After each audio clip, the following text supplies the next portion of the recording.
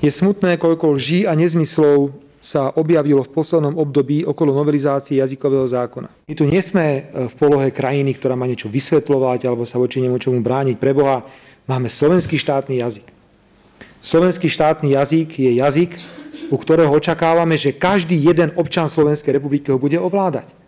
Na druhej strane má každý občan Slovenskej republiky právo sa takýmto jazykom dorozumievať a musia byť vytvorené všade na celom území Slovenska, či je to územie zmiešané, alebo je to územie, kde žijú iba Slováci, také podmienky, aby tento jazyk, štátny slovenský jazyk, bol aplikovaný.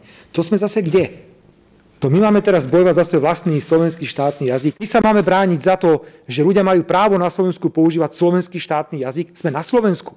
Nie sme v Uhorsku. Jednoducho toto nie je krajina, ktorá tu bola niekedy v 19.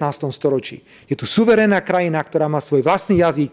Máme široké používanie jazykov národnostných menšín. Toto upravuje aj príslušný zákon. Ja odmietam, aby sa Slováci, ktorí žijú na juhu Slovenska, museli učiť po maďarsky, aby tam vôbec mohli existovať. Naozaj veľakrát nemajú prístup k elementárnym informáciám len preto, lebo zákon o slovenskom štátnom jazyku nebol na zmiešanom území rešpektovaný.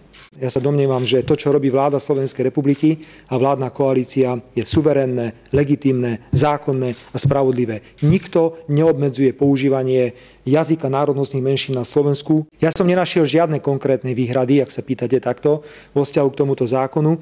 Sú to len politické vyhlásenia, štandardné politické vyhlásenia, ktoré prichádzajú z Maďarska na adresu slovenskej politickej scény pravidelne.